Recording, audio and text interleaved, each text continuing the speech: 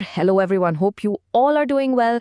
आज हम वक्त में पीछे जा रहे हैं, एक ऐसे साम्राज्य की कहानी सुनने जिसने न सिर्फ जमीन पर बल्कि समुंदर की लहरों पर भी अपनी हुकूमत का परचम लहराया। सोचकर देखिए, एक ऐसी ताकत जिसने पूरे 400 सालों तक दक्षिण भारत और हिंद महासागर को अपनी मुट्ठी में रखा। जी हाँ, ये कहानी है चोला साम्राज्य की। एक ऐसा साम्राज्य जिसने समंदर को अपनी झील बना दिया। आखिर कौन थे चोला? चलिए, इस सफर में हम उनकी पूरी कहानी को 6 हिस्सों में समझेंगे। पहले हम देखेंगे कि वो गुमनामी के अंधेरों से निकलकर एक विशाल साम्राज्य कैसे बन गए। फिर हम उनके महान सम्राटों के युग में चलेंगे। उसके बाद हम पर्दा उठाएंगे उस सिस्टम से जो इस साम्राज्य का इंजन था, उनका प्रशासन और उनकी फौज। फिर हम उनकी अद्भुत कला और संस्कृति में डुबकी लगाएंगे, देखेंगे कि कैसे उनकी शक्ति कम हुई और आखिर में समझेंगे कि वो अपने पीछे क्या विरासत छोड़ गए। तो तैयार हो जाइए, शुरू करते हैं पहले अध्याय से, गुमनामी से साम्राज्य तक। देखिए, चोला कोई नया वंश नहीं था, उनकी जड़ें इतिहास में बहुत गहरी हैं। चोला वंश का जिक्र आप मानिए 3री सदी BCE में सम्राट अशोका के शिलालेखों में मिलता है, और वहां उन्हें एक दोस्त, एक पड़ोसी मित्र राज्य बताया गया है। यहाँ तक कि उससे भी पुराने संगम साहित्य में उनकी वीरता के किस्से भरे पड़े हैं। लेकिन इस शानदार शुरुआत के बाद इतिहास में एक बहुत लंबा अंधेरा दौर आया, जब चोला शक्ति लगभग गायब ही हो गई। सोचिए, लगभग 600 साल कलाब्रा आक्रमण और फिर पल्लवों के उदय के बाद चोला बस एक छोटी सी सामंती शक्ति बनकर रह गए थे। लेकिन उनके अंदर की आग बुझी नहीं थी। वो बस सही वक्त का, सही मौके का इंतजार कर रहे थे, और ये मौका उन्हें मिला 9th सेंचुरी में, जब उनके नेता थे विजयालय चोला। यही वो शख्स हैं जिन्होंने इंपीरियल चोला साम्राज्य की नींव रखी। विजयालया एक बेहद चतुर नेता थे। उन्होंने देखा कि उनके समय की 2 बड़ी ताकतें, पांड्या और पल्लवा, आपस में ही लड़ने में बिजी हैं। बस उन्होंने इस कमजोरी को अपनी ताकत बनाया और 848 CE में थंजावुर पर कब्जा कर उसे अपनी नई राजधानी घोषित कर दिया। ये एक ऐलान था कि चोला वापस आ गए हैं, और ये विरासत उनके बाद आने वालों ने खूब आगे बढ़ाई। उनके बेटे आदित्य प्रथम ने पल्लवों की शक्ति को पूरी तरह से खत्म कर दिया, और परांतका प्रथम ने तो पांड्या से उनकी शान मदुरै को छीनकर मदुरै कोंडा यानी मदुरै का विजेता की उपाधि ले ली। लेकिन देखिए, एक साम्राज्य बनाने का रास्ता कभी आसान नहीं होता। जीते थे तो हारे भी थे। तक्कोलम की लड़ाई में राष्ट्रकूटों से उन्हें एक ऐसी हार मिली जिसमें उन्होंने अपने युवराज तक को खो दिया। ये एक बहुत बड़ा झटका था, लेकिन चोलाज इससे भी उभर कर सामने आए, और इसके बाद जो शुरू हुआ वो था चोला इतिहास का स्वर्णिम युग, महान सम्राटों का युग। एक ऐसा दौर जिसने चोलाओं को एक थलासक्रीसी बना दिया, यानी एक ऐसा साम्राज्य जिसका कंट्रोल जमीन से ज्यादा समुद्र पर था। इस युग के पहले महान सम्राट को पहचानने के लिए उनकी ये शक्तिशाली उपाधि ही काफी है, मुमुडी चोला। इसका मतलब है वो राजा जिसने 3 मुकुट पहने, चेरा, चोला और पांड्या, तीनों महान तमिल राज्यों की प्रभुसत्ता का एक ही प्रतीक। और ये थे राजा राजा चोला आए। अगर विजयालया ने नींव रखी तो राजा राजा ने उस पर एक शानदार इमारत खड़ी की। उन्हें चोला साम्राज्य का असली वास्तुकार, द रियल आर्किटेक्ट माना जाता है। वो न सिर्फ एक कमाल के योद्धा थे, बल्कि एक विजन वाले प्रशासक भी थे। ज़ारा राजा राजा की उपलब्धियों का पैमाना देखिए। उन्होंने न सिर्फ अपने पड़ोसी चेरा और पांड्या राज्यों को जीता, बल्कि अपनी शक्तिशाली नौसेना के दम पर श्रीलंका के उत्तरी हिस्से और यहाँ तक कि मालदीव्स पर भी कब्जा कर लिया। उन्होंने एक बेहतरीन वेल ऑयल्ड एडमिनिस्ट्रेटिव सिस्टम बनाया और साल 1000 में पूरे साम्राज्य की जमीन का सर्वे करवाया, ताकि टैक्स सिस्टम को आसान और फेयर बनाया जा सके। और हाँ, उनकी सबसे बड़ी देन थंजावुर का विशाल बृहदेश्वरा मंदिर, जो आज 1000 साल बाद भी उनकी शक्ति और उनकी भक्ति का जीता जागता सबूत। अगर राजा राजा ने साम्राज्य की नींव रखी तो उनके बेटे राजेंद्र चोला प्रथम ने उसे आसमान की बुलंदियों पर पहुंचाया। राजेंद्र एक ऐसे योद्धा थे जिनकी महत्वाकांक्षाओं की, जिनके सपनों की कोई सीमा ही नहीं थी। वो अपने पिता से भी 2 कदम आगे निकल गए, खासकर समुद्री युद्धों में। राजेंद्र की जीत उनकी हिम्मत की दास्तान कहती हैं। जमीन पर वो अपनी सेना को हजारों किलोमीटर दूर गंगा नदी तक ले गए और बंगाल के पाला शासकों को हरा दिया। इस अनोखी जीत का जश्न मनाने के लिए उन्होंने एक पूरी नई राजधानी ही बसा दी, गंगाईकोंडा चोलापुरम। समुंदर में उन्होंने अपने पिता का अधूरा काम पूरा किया और पूरे श्रीलंका को अपने अधीन कर लिया। लेकिन उनका सबसे बड़ा, सबसे हैरतअंगेज कारनामा था श्रीविजया साम्राज्य पर हमला। एक ऐसी समुद्री रेड जिसने चोला शक्ति को सीधे साउथ ईस्ट एशिया के दिल में स्थापित कर दिया। राजेंद्र आई के शासनकाल में चोला साम्राज्य अपने चरम पर था। उनका प्रभाव कलिंगा, बंगाल से लेकर मलेशिया और इंडोनेशिया तक फैला हुआ था। उनकी नौसेना इतनी शक्तिशाली थी कि बे ऑफ बंगाल को अक्सर मजाक में चोला झील या चोला लेक कहा जाने लगा था। सोच सकते हैं, पूरा का पूरा समुंदर उनका था, और इस समुद्री दबदबे ने उन्हें व्यापार के रास्तों पर पूरा नियंत्रण दे दिया। लेकिन सवाल ये है कि इतने बड़े साम्राज्य को सिर्फ जीतना ही काफी नहीं होता, उसे संभालना, उसे चलाना भी जरूरी है। तो चलिए अब देखते हैं इस साम्राज्य के इंजन रूम को, उनकी प्रशासनिक और सैनिक व्यवस्था, जिसने इस विशाल स्ट्रक्चर को सदियों तक मजबूती से खड़ा रखा।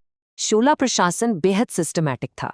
पूरे साम्राज्य को बड़े बड़े प्रांतों में बांटा गया था, जिन्हें मंडलम कहते थे। फिर हर मंडलम को वलेनाडु में, हर वलेनाडु को नाडु में, और हर नाडु को आखिर में गांवों में बांटा गया था।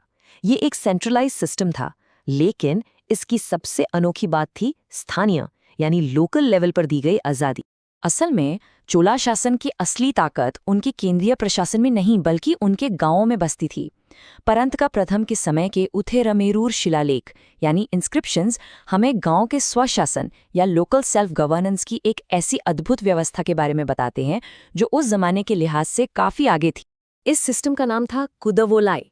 ये एक तरह की लोकतांत्रिक यानी डेमोक्रेटिक प्रोसेस थे, जिसमें गांव की समितियों के सदस्यों को चुना जाता था। सिंपल था, जो भी एलिजिबल कैंडिडेट्स होते उनके नाम ताड़ के पत्तों पर लिखकर एक मटके यानी कुदम में डाले जाते थे, और फिर किसी छोटे बच्चे से लॉटरी के जरिए नाम निकाले जाते थे। इससे ये पक्का होता था कि सभी योग्य उम्मीदवारों को बराबर मौका मिले, कोई फेवरेटिज्म नहीं। ये चुनाव प्रक्रिया गांव की सभाओं के लिए होती थी, जो एक तरह से लोकल पार्लियामेंट्स का काम करती थी। टैक्स इकट्ठा करने से लेकर झगड़े सुलझाने और सिंचाई की व्यवस्था करने तक ये सभाएं अपने गांव का पूरा प्रशासन खुद देखती थीं। ये चोला शासन में लोकल पावर के महत्व को साफ दर्शाता है। अब बात करते हैं चोला सेना की। उनके पास एक अनुशासित और विशाल स्थायी सेना थी, जिसमें पैदल सैनिक, घुड़सवार, हाथियों की टुकड़ियां और सबसे जरूरी एक शक्तिशाली नौसेना शामिल थी। सेना की अलग अलग रेजिमेंट्स थीं, जैसे कि काईकोलपरम-पडाई, और तो और राजा की सुरक्षा के लिए एक इलीट गार्ड यूनिट भी थी, जिसे वेलाई करार कहते थे। ये वो लोग थे जो राजा के लिए अपनी जान देने की शपथ लेते थे। और जैसा कि हमने पहले कहा, उनकी नौसेना उनकी सबसे बड़ी ताकत थी। उन्होंने मालाबार और कोरोमंडल तट पर अपना पूरा कंट्रोल रखा। ये कोट कि बे ऑफ बंगाल को अक्सर चोला झील कहा जाता था, उनकी समुद्री शक्ति की सच्ची तस्वीर पेश करता है। यही वो ताकत थी जिसने उन्हें व्यापार और विदेशी अभियानों में इतनी जबरदस्त सफलता दिलाई। देखिए, सेना और प्रशासन तो किसी भी साम्राज्य का शरीर होते हैं, लेकिन उसकी आत्मा, उसकी रूह, उसकी कला और संस्कृति में बसती है। और इस मामले में चोला युग एक सुनहरा, एक स्वर्णिम युग था। चोला राजा मंदिर बनवाने के बेहद शौकीन थे, लेकिन उनके लिए मंदिर सिर्फ पूजा पाठ की जगह नहीं थे, बिल्कुल नहीं। ये सामाजिक, आर्थिक और सांस्कृतिक गतिविधियों के बजिंग सेंटर्स थे। गांव की सभाएं, स्कूल और यहाँ तक कि बैंक भी मंदिर परिसर से ही ऑपरेट करते थे। अगर आपको उनकी वास्तुकला और इंजीनियरिंग का कमाल देखना है तो बस इस नंबर पर गौर कीजिए, 80 टन। जी हाँ, 80 टन्स। ये थंजावुर के बृहदेश्वरम मंदिर के शिखर पर रखे गए एक अकेले ग्रेनाइट पत्थर का वजन है। जरा सोचिए, आज से 1000 साल पहले बिना किसी मॉडर्न क्रेन या मशीन के उन्होंने 80,000 किलो के इस पत्थर को 200 फीट से भी ज्यादा ऊंचाई पर कैसे पहुंचाया होगा। ये उनकी प्रतिभा का एक छोटा सा नमूना है। और इस अद्भुत मंदिर का निर्माण करवाया था उसी महान राजा राजराजा प्रथम ने। पत्थरों पर की गई ये बारीक नक्काशी, ये डिटेल्स दिखाती हैं कि उनके लिए ये सिर्फ एक इमारत नहीं थी, बल्कि ईश्वर के प्रति उनकी भक्ति का सबसे बड़ा प्रतीक था। यहाँ का हर पत्थर एक कहानी कहता है। उनकी सांस्कृतिक देन सिर्फ आर्किटेक्चर तक ही सीमित नहीं थी। उन्होंने मूर्तिकला में लॉस्ट वैक्स टेक्निक का इस्तेमाल करके कांसे की ऐसी बेजोड़ मूर्तियां बनाई जिनमें नटराजा की मूर्ति आज भी सबसे प्रसिद्ध है।